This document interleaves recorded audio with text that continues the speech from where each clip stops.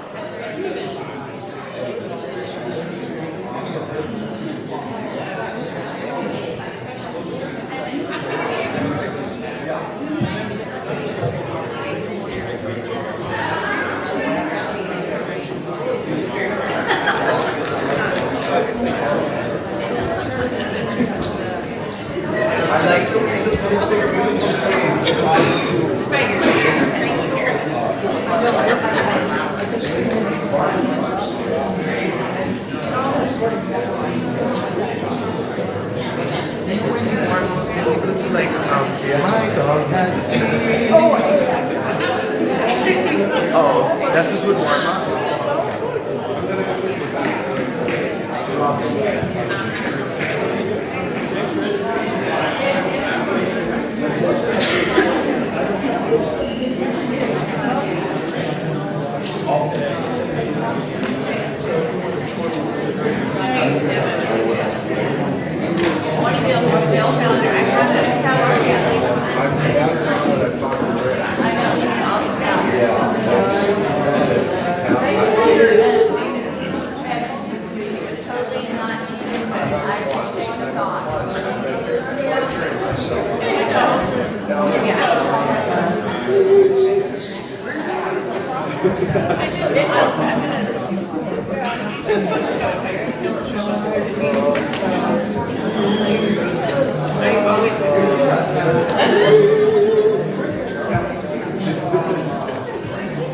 Yeah.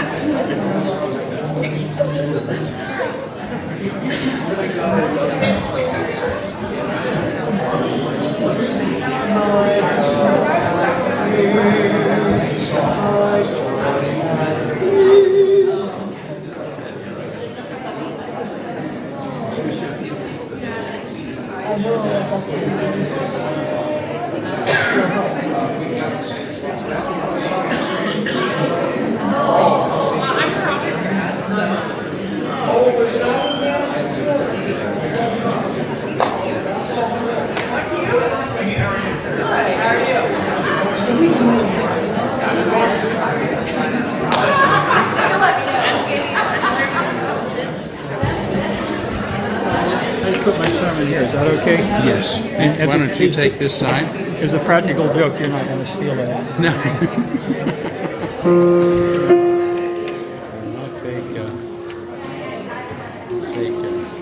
I'll put one of these here so we have our order here too. How's that? Gather here in the mystery of the hour. Gather here in one strong body. Gather here in the struggle and the power. Spirit, draw near. Gathered here in the mystery of the hour. Gathered here in the mystery of the hour. Gathered here in the mystery of the power. Gathered here as one and a party. Gathered here in the mystery of the hour. Gathered here in the mystery of the hour. Gathered here in the knowledge of the body. Gathered here as one and a party. Gathered here draws near. Spirit, draw near.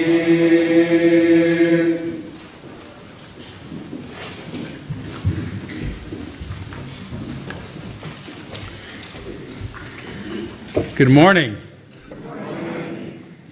I'm lay leading this morning, as we say around here. So as you know, it's not going to be smooth. But it's good to have all of you. Welcome to the Unitarian Universalist Church of Spokane, where our mission is to join together to create a nourishing, liberal religious home and to champion justice, diversity, and environmental stewardship in our wider world, or as we say in short, to create community, find meaning, and work for justice. Welcome to one and all. I want to embrace all that you bring with you this morning, your uniqueness, your unique beliefs, your background, your lifestyle, your experiences, your differences. All that helps make you who you are is welcome here this morning. And this is true, of course, of those who hear me say this each Sunday, as well as those of you who might be joining us for the first time today. And of course, to those of you who are streaming live with us this morning, we're also glad to have you here. So thanks to everyone for being here. As always, I have just a few announcements I want to make before we proceed.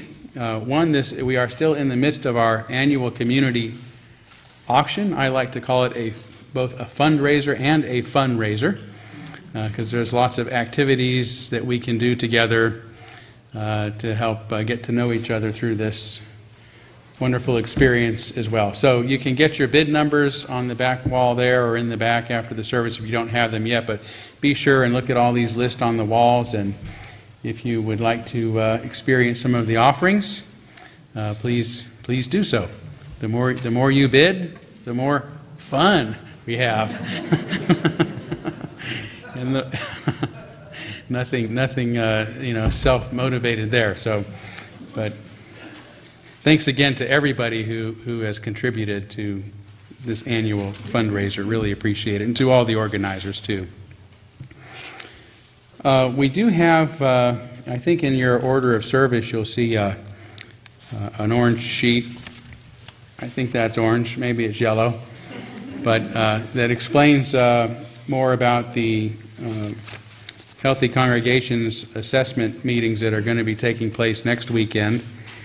And I hope that you will consider participating in those. I met with the two facilitators over the phone this week, and I have to say I fell in love with them instantly. And so I told them I was going to get up here and tell you that these are a couple of great people that I think are going to really help us come to some good learning about ourselves and our congregation. So I encourage you to participate if you're going to be available to do that. This is a special day in our church because we have a special guest who I get to welcome to our pulpit. By the way, a couple of weeks ago, the theologian Matthew Fox was here, and I really introduced him to the heretical history of this pulpit here. And Matthew Fox, being a Catholic at heart, blessed our pulpit by kissing it.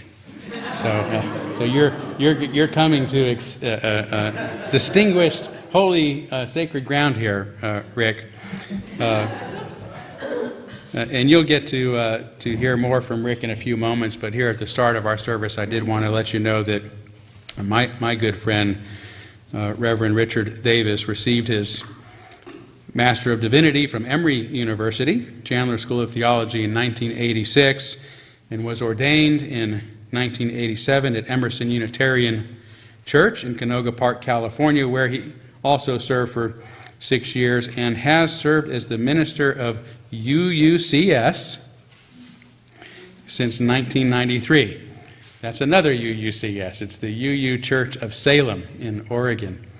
And kind of neat that we get to share that distinction.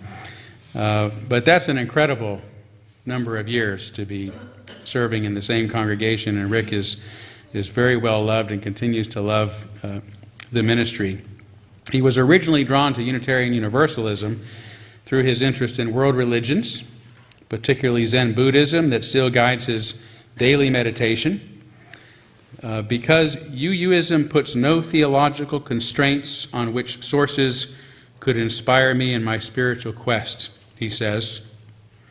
But whatever we believe, he says, the litmus test for religion is whether it manifests as compassion.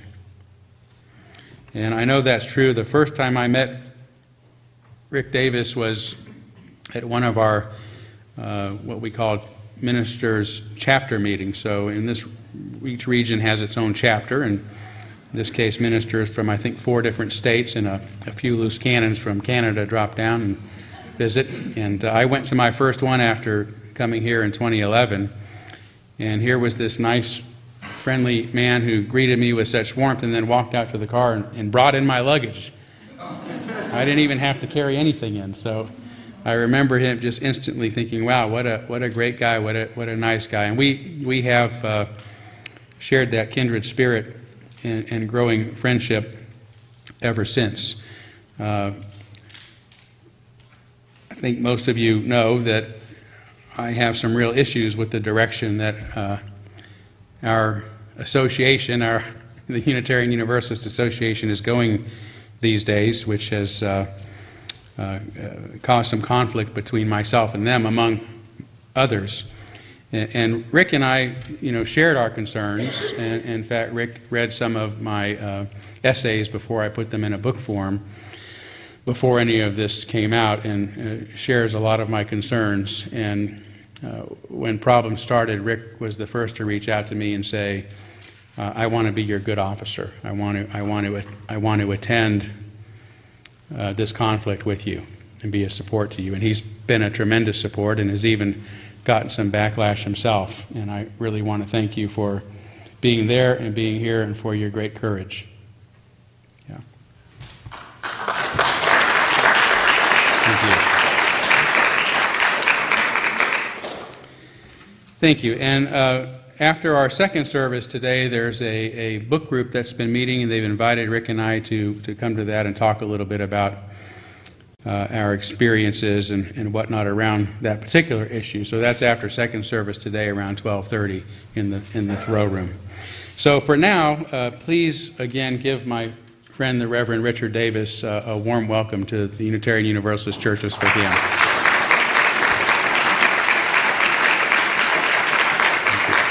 Thank you.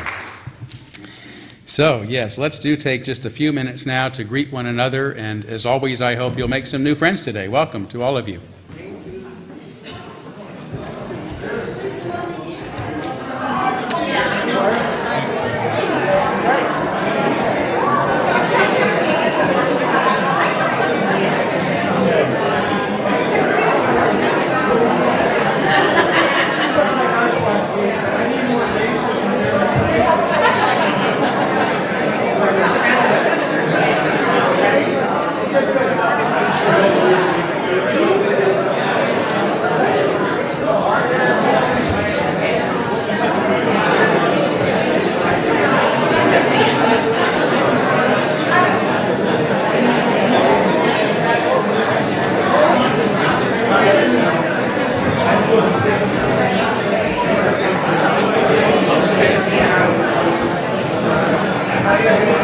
Thanks for that warm welcome.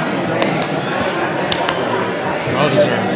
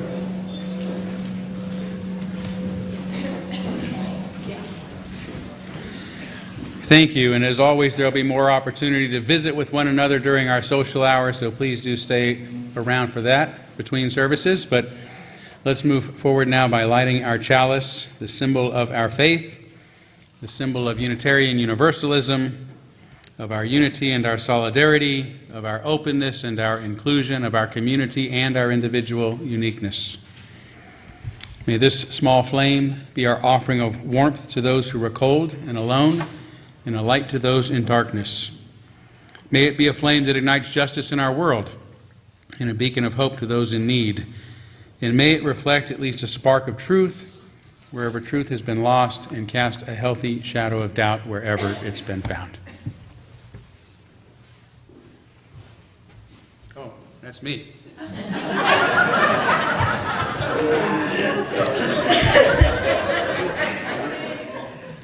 Smooth. Oh, I'm not used to doing this, Reg. You understand. Our opening words today are actually three statements on courage. Courage is what it takes to stand up and speak. Courage is also what it takes to sit down and listen. Winston Churchill. It's easy to stand with the crowd. It takes courage to stand alone. Gandhi.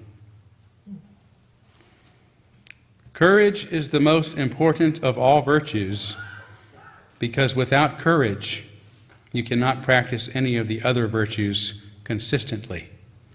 Maya Angelou. I think I can sit down now.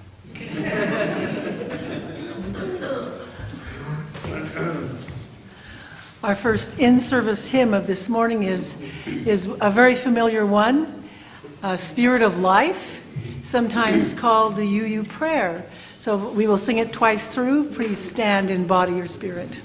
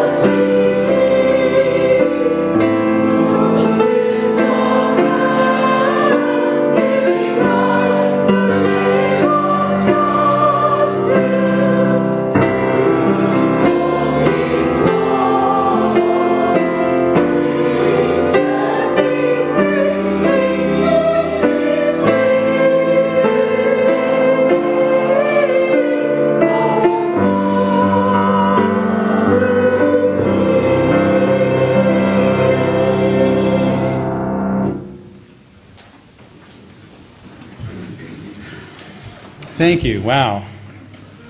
Every time you sing that song with us, I'm reminded we should never sing that song when our choir isn't here with us, because it's amazing, amazing. Before we have our story for all ages, I also want to welcome to our service today the Reverend David Maynard and his spouse Jane, who are both honor us with your presence today as well. So David is now retired from UU ministry, but has been a colleague for many years, and it is great to have you in our midst today. Thank you. Yeah, so as always, I brought a guest. Oh my God. Somebody to help me, since I'm such a rotten storyteller.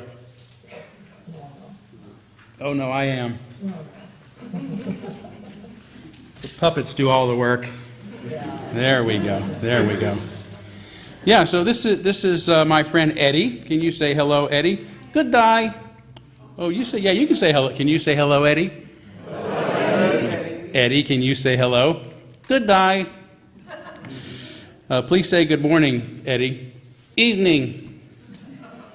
Introduce yourself, Eddie. My name is Alice. Okay, so I should explain. Eddie is actually nicknamed Obstinate Eddie because he always does and says the opposite of everything he's asked. Right, Eddie? Wrong! Okay, well, let's check it out. So would you look to your right, Eddie? Would you please look to your left, Eddie? Would you please look up? Would you look down? Would you please open your mouth? Close your eyes.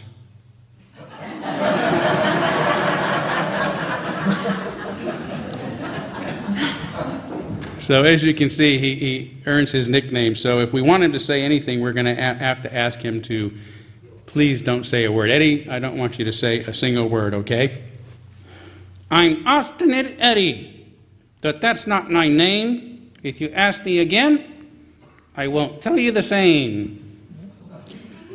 He tastes with his eyes, and he sees with his ears. He smells with his tongue, and his nose is what hears. My elbows bend backwards. My hair doesn't grow. I walk on my fingers and cling with my toes. When I eat, I get hungry. I tire when I sleep. I'm loud when I'm quiet. My mouth doesn't speak. He wears PJs to school and sneakers to bed. He snores while awake and thinks yellow looks red. My parents get younger, and I don't grow old. I won't tell what I do and don't do what I'm told. He cries when he's happy. He laughs when he's sad.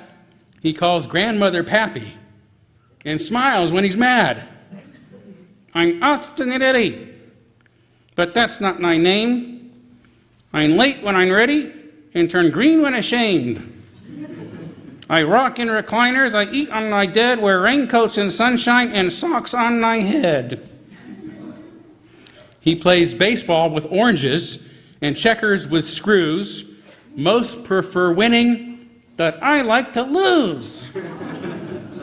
He thinks bunnies are scary and nightmares are cool, likes French fries on ice cream, and reads comics for news.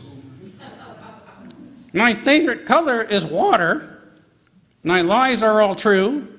I carve pumpkins for Christmas and ride dolphins to school. I'm Obstinate Eddie, but that's not my name. I leave where I'm coming and go where I came. He's Obstinate Eddie, except when he's not, except when he's lonely or frightened a lot, except when he's tired and needs someone to hold. Then he's more likely to do as he's told. I'm Obstinate Eddie when I'm out of town, but my name is Ronnie when I'm safely at home. I watch TV with Daddy, play nicely with Sis, and get cookies from Nani if I clean up my mess. He's Obstinate Eddie, except when he's not, and if truth is worth telling, he's not quite a lot.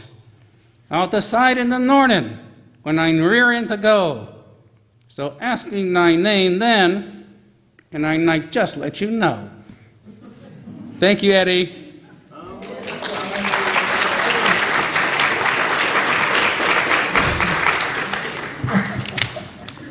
I've been dying to do that one for a long time.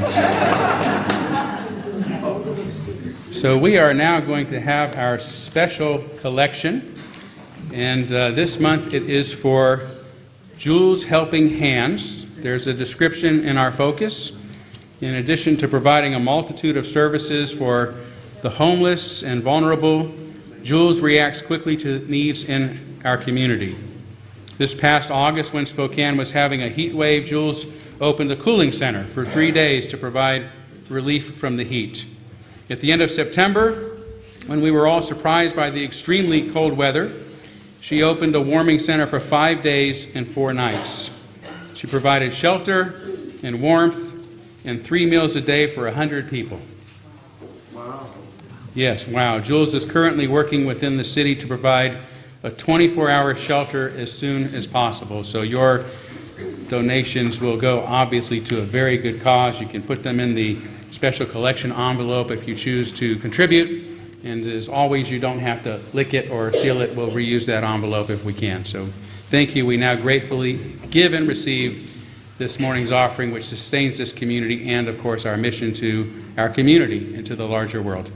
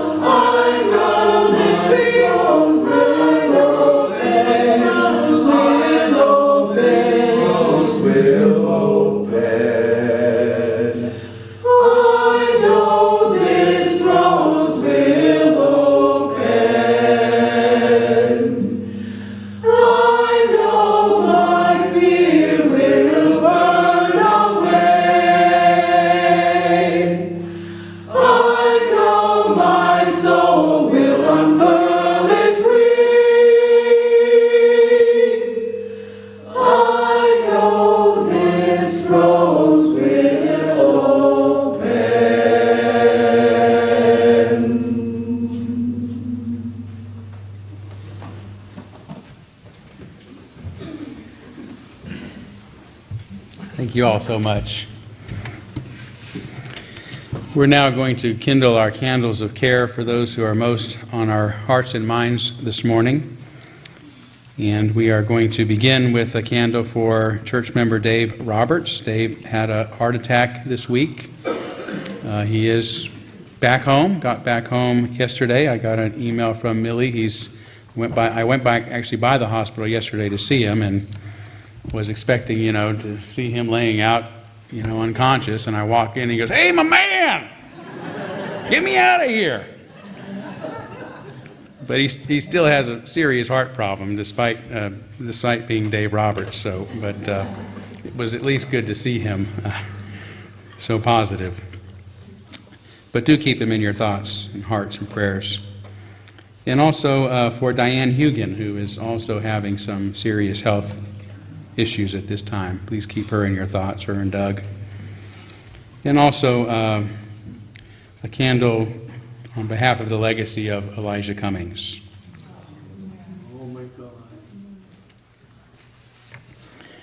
Let's take a moment on behalf of others that we might be thinking of today, and as always, you'd be welcome to name them aloud at this time if you'd like.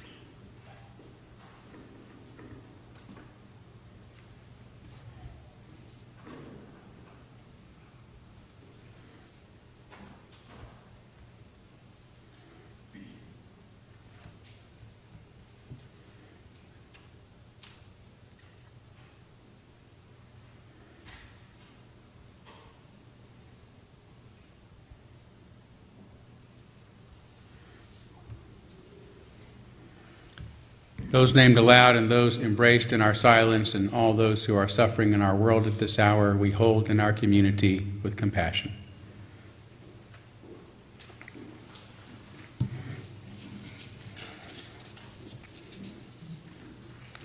As we enter into a deeper moment of quiet and meditation, I offer these words by Henry Van Dyke. Use what talents you possess.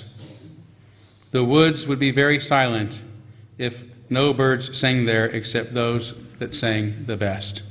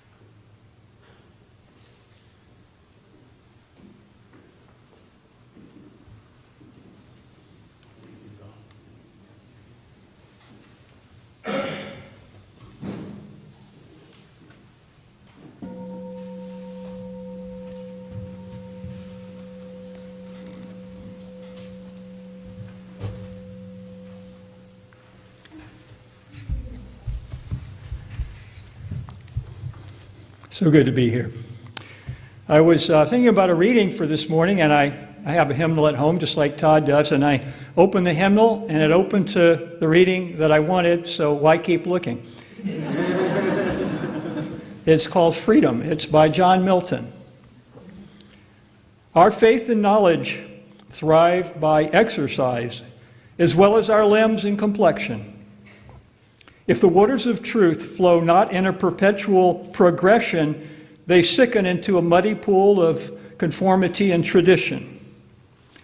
The light which we have gained was given us not to be ever staring on, but by it to discover onward things more remote from our own knowledge. Where there is much desire to learn, there of necessity will be much arguing, much writing, and many opinions. Give me liberty to know, to utter, and to argue freely according to conscience, above all liberties. And all the winds of doctrine were let loose to play upon the earth, so truth must be in the field. We do injuriously to misdoubt her strength. For who knows not that truth is strong? She needs no policies, no stratagems to make her victorious. Let her in falsehood grapple. Whoever knew truth put to the worse in a free and open encounter.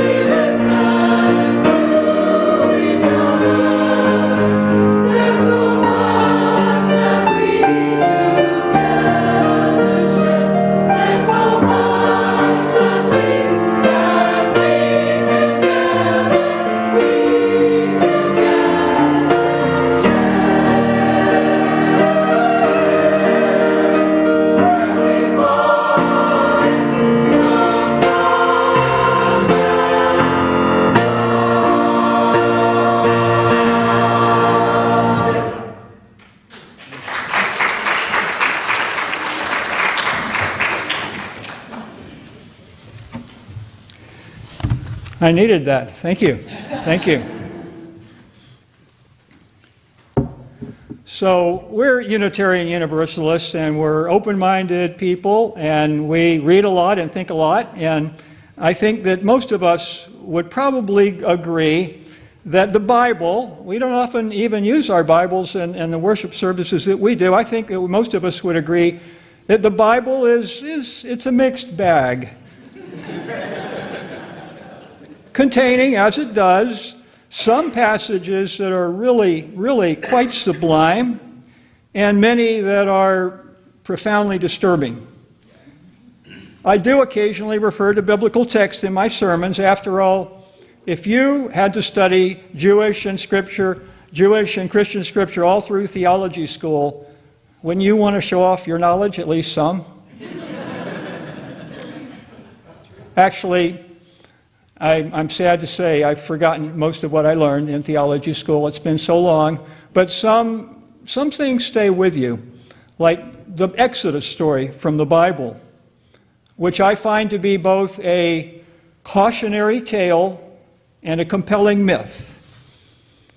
On the cautionary side, there's this. Many Bible scholars will tell you that, well, actually, this is not a literally true account. There are probably some grains of truth in the Exodus story, but really, it's not literally true. But most disturbingly, you don't often hear this mentioned when they talk about the wonderful Exodus story, but most disturbingly, it culminates in divinely ordained genocide. When the Hebrews get to the Promised Land, they follow God's command to slaughter the non-Hebrew inhabitants so they can have this land all for themselves. So the land of milk and honey is blood-drenched soil. And it's a somber reminder of how religion is too often hijacked by zealots who leave compassion behind. But keep in mind, this is the early stages of the Bible, and God is still in his primitive tribal stage of development in a polytheistic context. And the biblical God actually evolves, or rather, human conceptions of the divine evolved.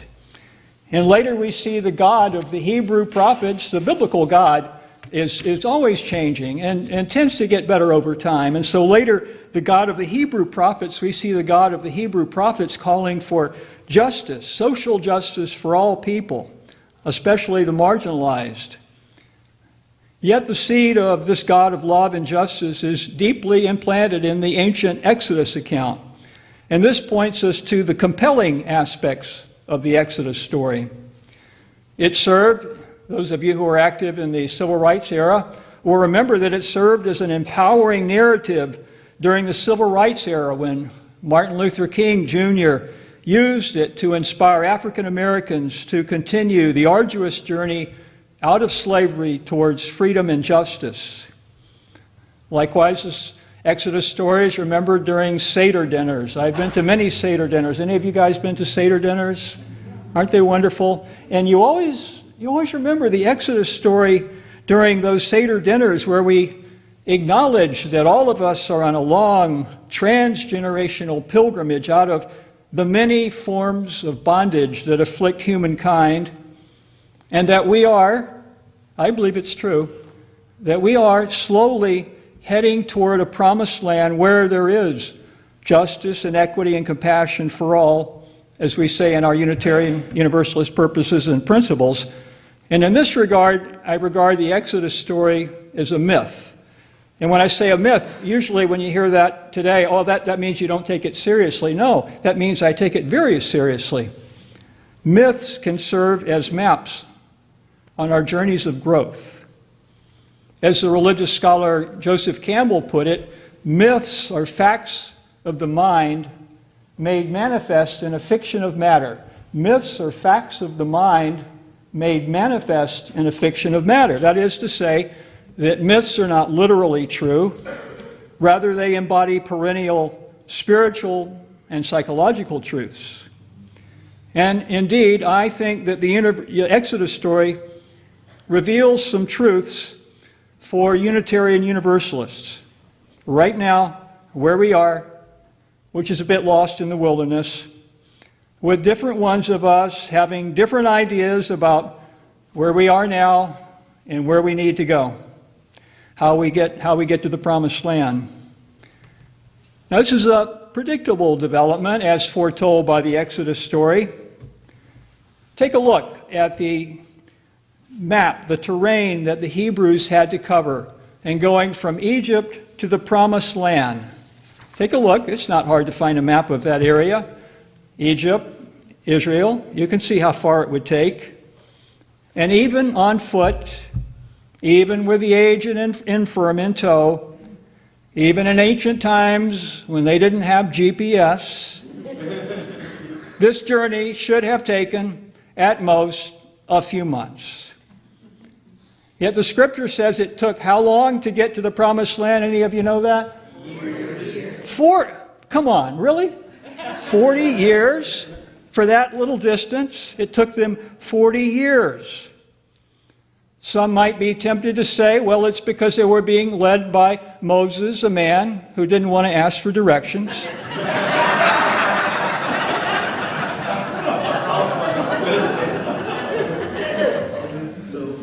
I got lost in Eugene yesterday, and I didn't want to ask for directions. Finally, I turned on my own GPS and got out of there. But you know, the truth lies deeper than that. The Hebrews left Egypt as slaves. And it's hard to let go of the mindset of being a slave. You can't just one day be a slave and the next day you're not a slave. People are enslaved to many, many things. There are many forms of collective and individual bondage, as both ancient wisdom traditions and modern sources attest. I love the Buddhist tradition. And they name 3 inner conditions that afflict all our human minds that lead to attachment, and attachment is another name for bondage. And they call these 3 conditions the 3 poisons, kind of a tip-off that they don't like them. The 3 poisons. And the 3 poisons that afflict the human mind are, you can get various translations, but this is the one I prefer. It's greed and hatred and delusion. Now, Martin Luther King Jr. named the 3 evils that hold society in bondage, and they are racism, or any delusory ism that strips anyone of their full dignity and humanity, and poverty is a consequence of greed, and militarism, which is a consequence of hatred and fear. I think that's fascinating, this connection this parallel between King's 3 social evils and Buddhism's 3 poisons, how they mirror each other. And so the point here is that some form of bondage is our common plight, both individually and collectively. We're not as free as we're called to be. And furthermore, as many people have pointed out, with systems of oppression, both the oppressor and the oppressed, or enslaved, really. So actually, both the Hebrews and Pharaoh were enslaved. If you look at it clearly, that's the way that works. So the journey towards freedom in the Promised Land is not just for some, it's for everyone. It's for everyone. So the ancient Hebrews, they needed some time to whack off the psychological shackles of bondage so they could experience themselves as a free people. That takes a long time. That's why they had to wander around so long in the wilderness, making that transition from being slaves to being free people. And this same challenge is perennially true. In theology school, I studied with a brilliant and a kind and a wonderful man, a psychologist of religion. His name was Dr. James Fowler.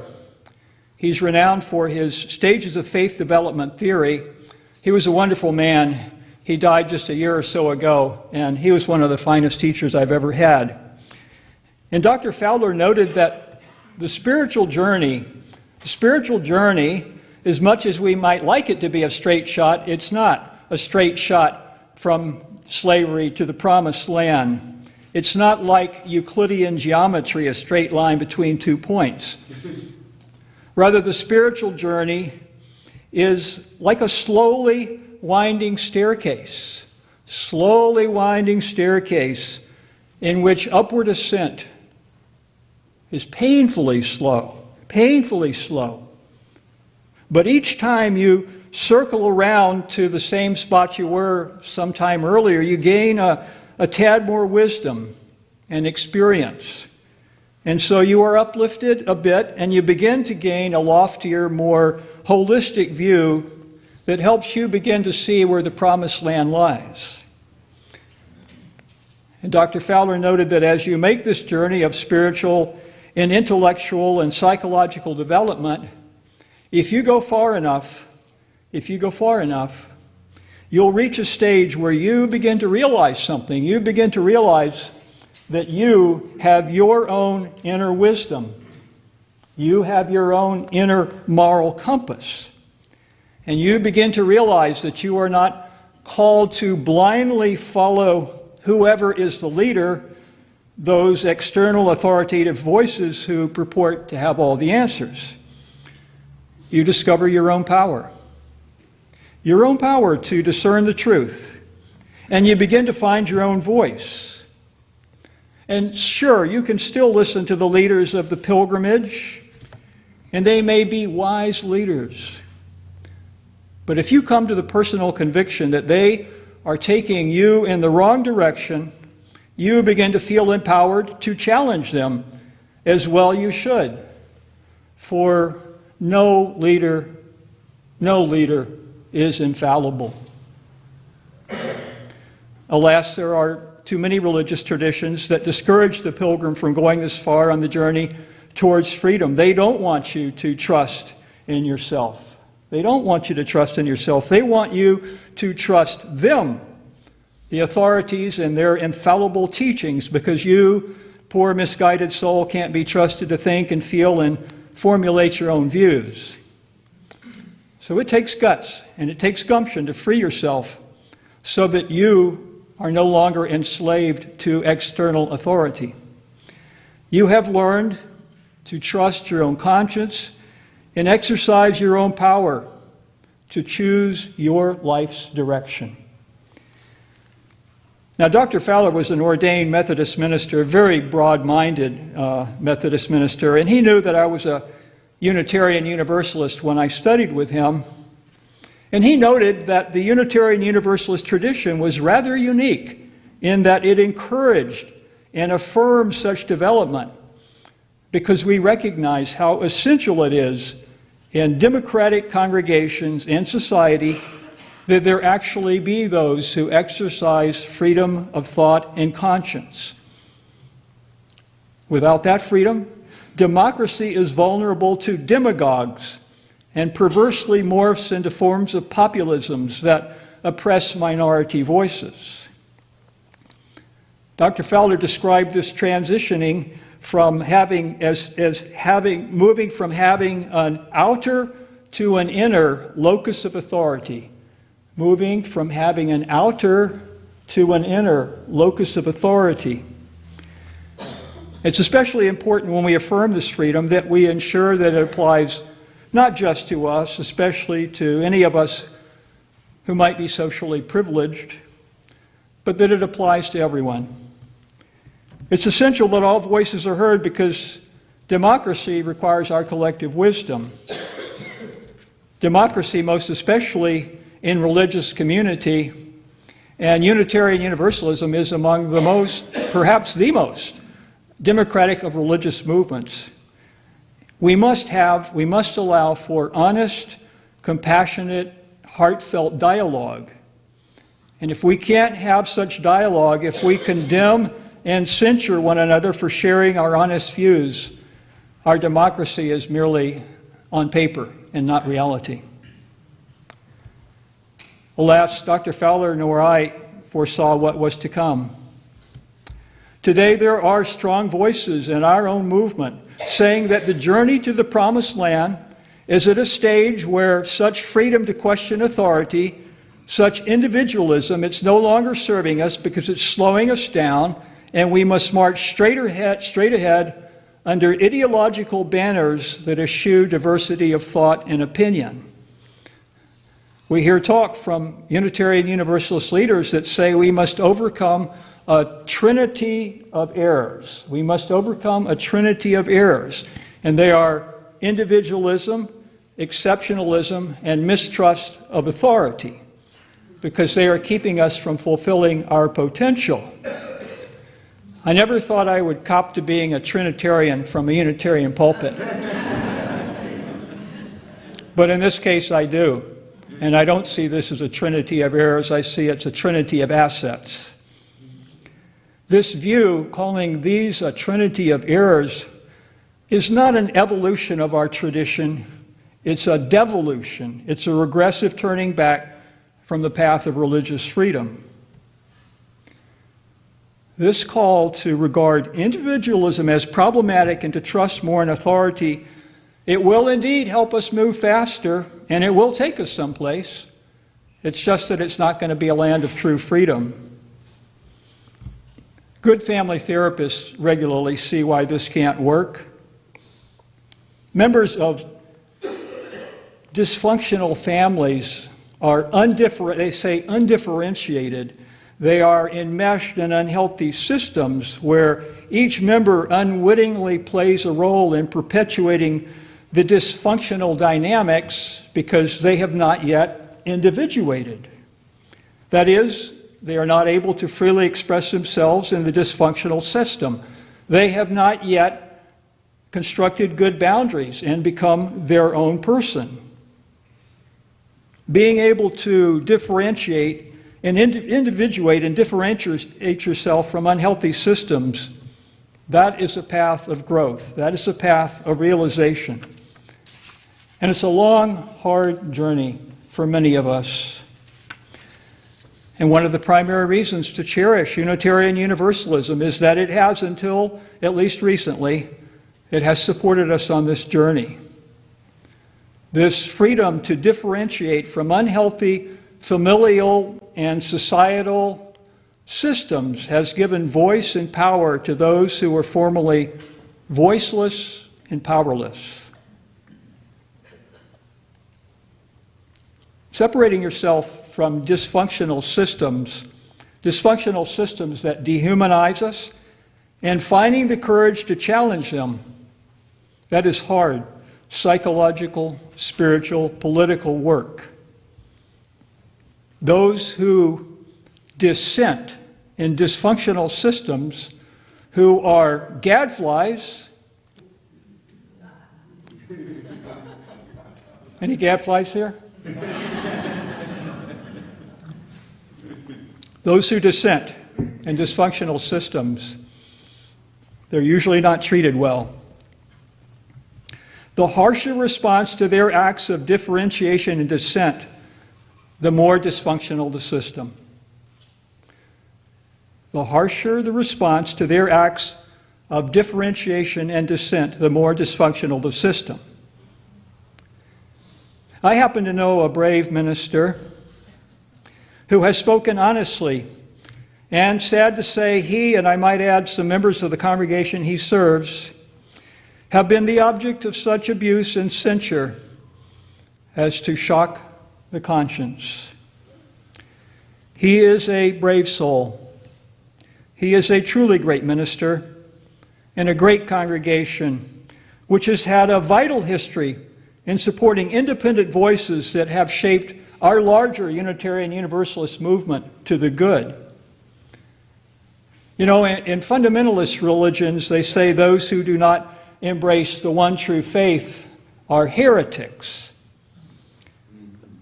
Alas, we've reached a point in our movement wherein those who do not embrace the one true opinion are condemned and censured.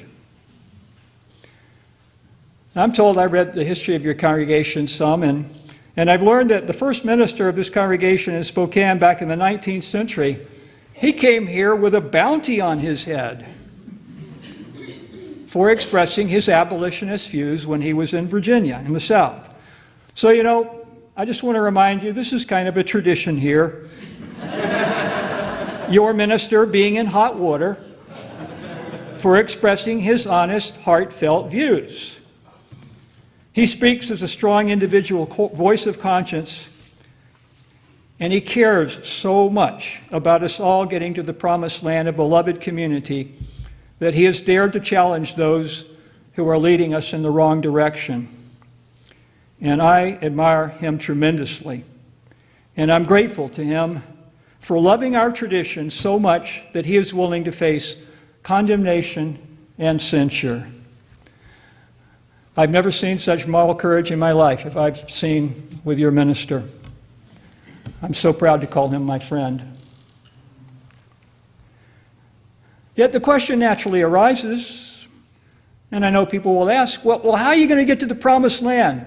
How are you going to get to the promised land when everybody's doing their own individualistic thing?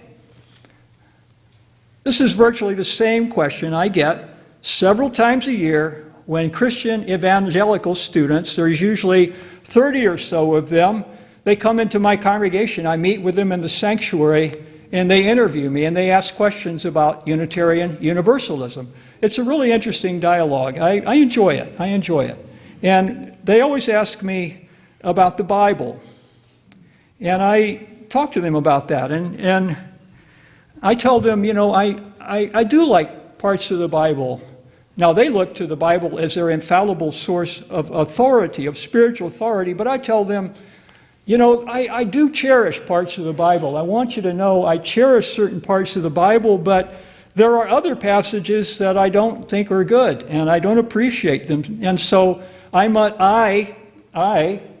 must discern which passages to heed and which passages not to heed.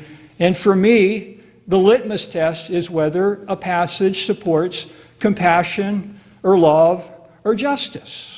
And not all passages in the Bible do that. And they are never satisfied with that answer, because they have been taught that we are fallen, sinful beings and we cannot trust ourselves, that we need some trustworthy external authority, the Bible and the preachers of the Bible, to show us the way. Now, they're not entirely wrong about human nature. I know that when I look just within myself, I can see how the three poisons, greed and hatred and delusion, have afflicted my heart and mind in the minds of others. And I can see how the three evils named by Dr. King create hells on earth. They create hells on earth.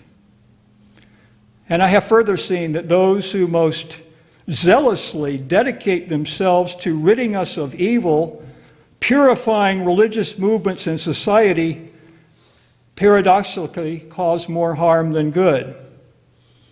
And I have seen how all of this holds us in bondage.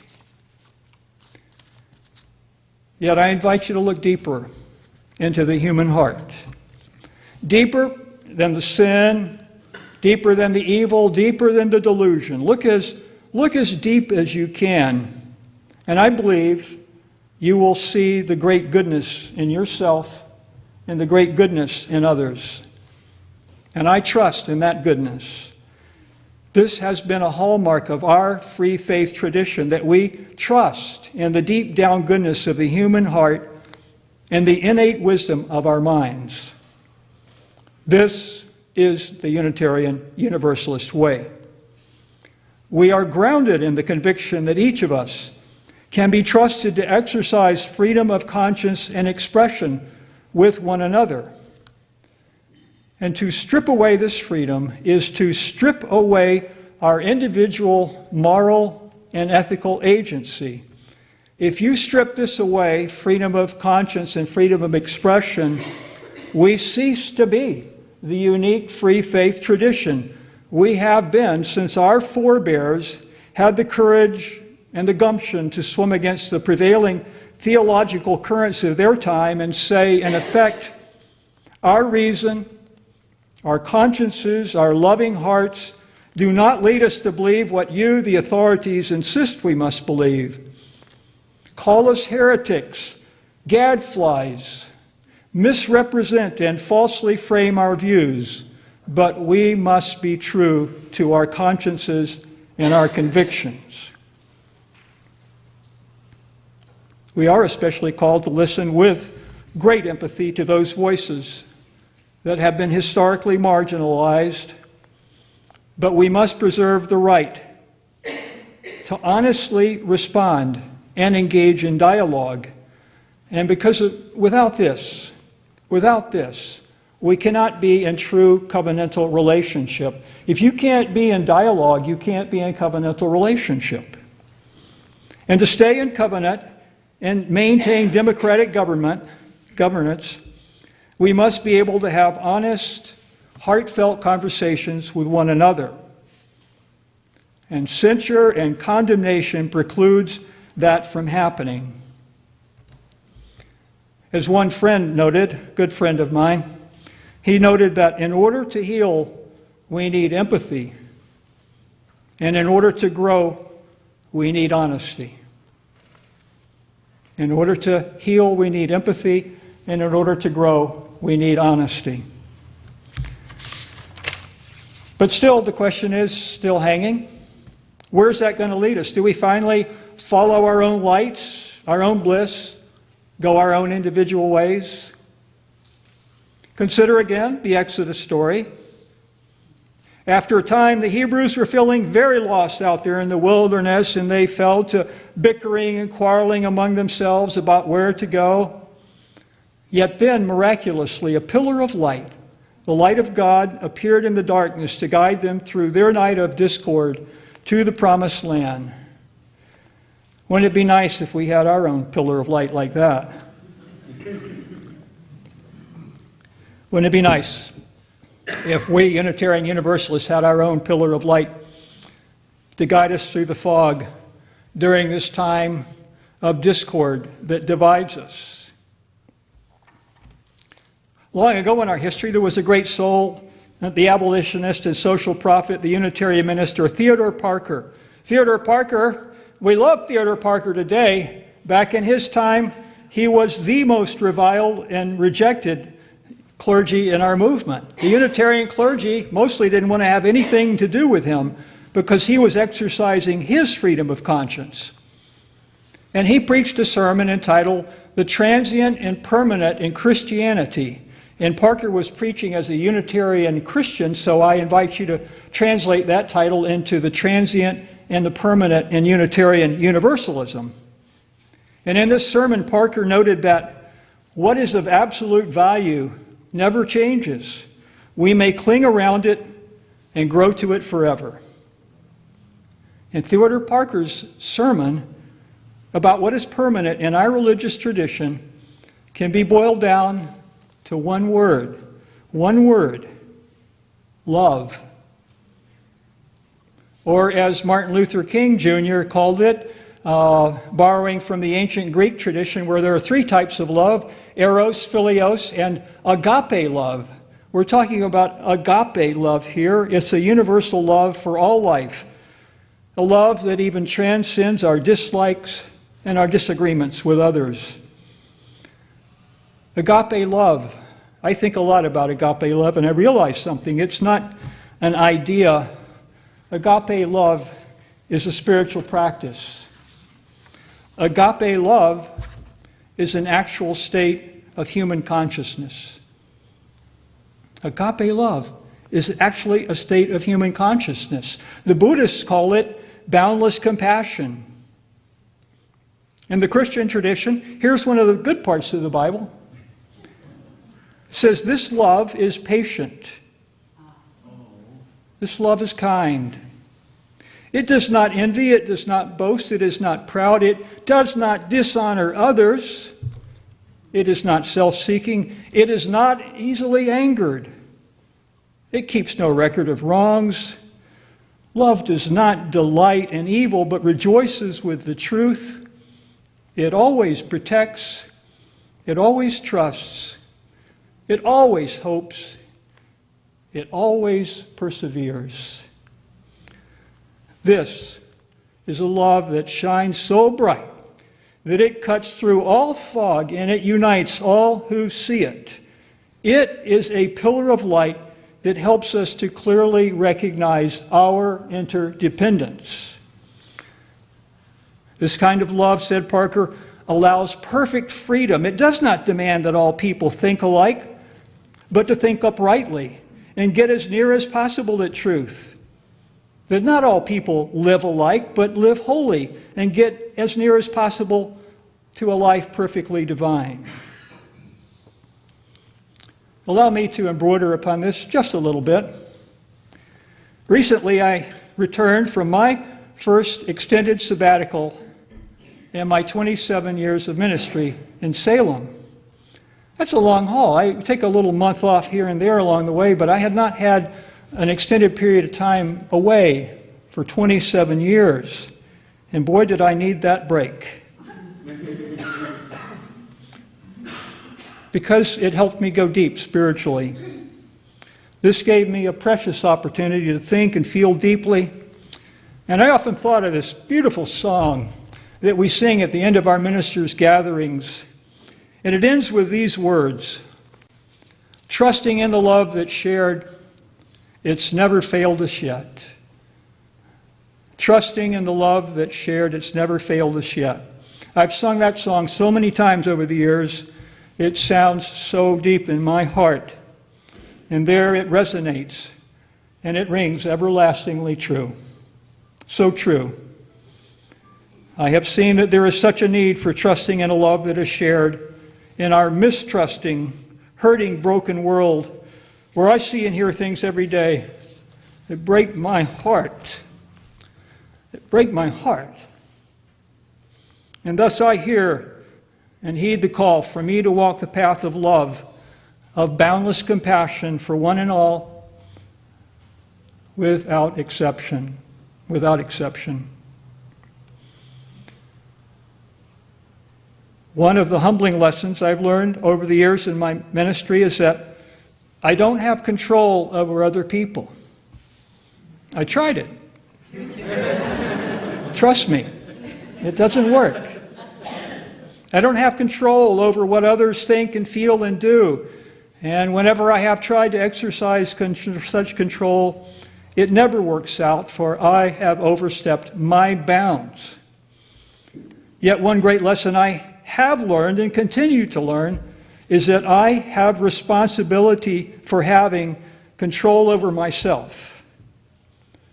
And my daily meditation practice helps me recognize this, and it shows me that when I am being truest to myself, I am naturally being true to others as well. Yes. When I am being truest to myself, I am naturally being true to others as well. And when I center myself, I discover that my true self is found in loving others, all others. And I discover again and again that the way to the promised land is to fulfill the promise of love in the present moment.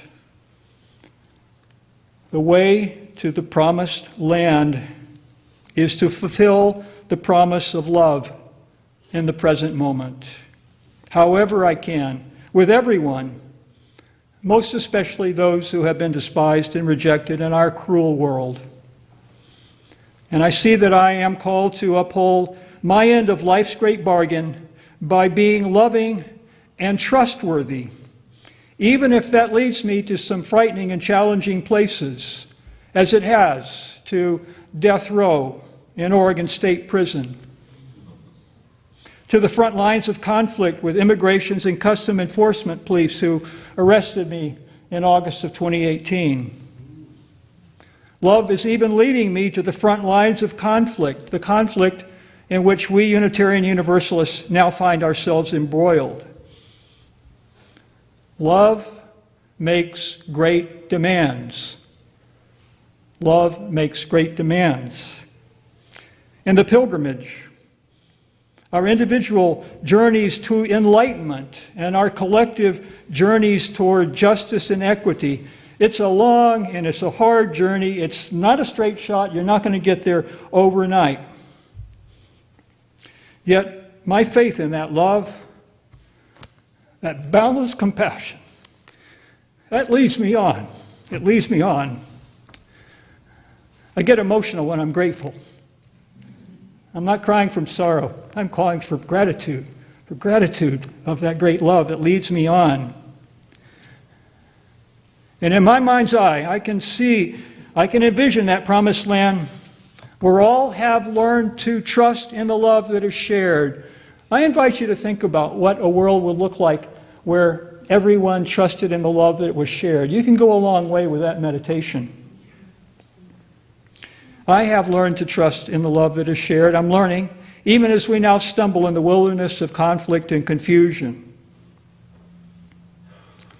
This I do know. If we build houses of love, people will come. All people's hearts yearn to find love.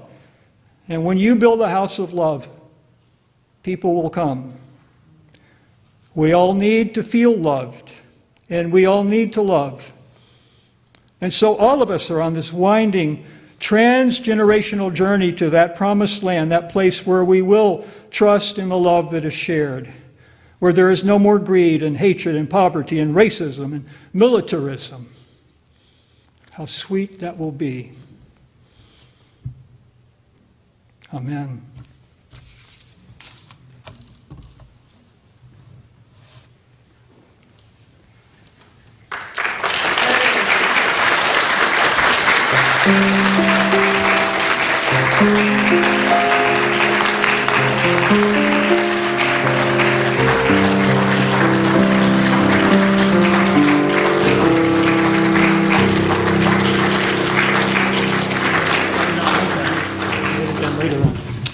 Our closing hymn this morning is number 318, We Would Be One.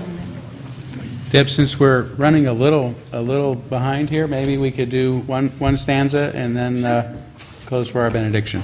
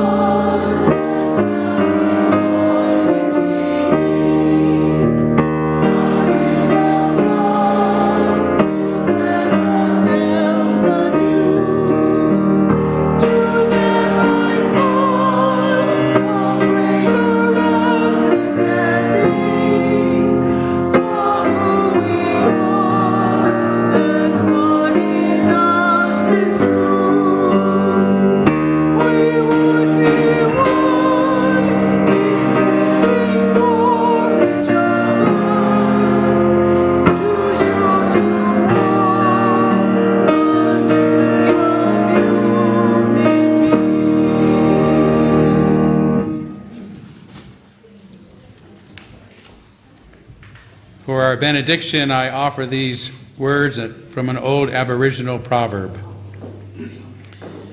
We are all visitors to this time, this place. We are just passing through. Our purpose here is to observe, to learn, to grow, to love. And then we return home. Go in peace. Amen. Blessed be. Salam alaikum. Shalom.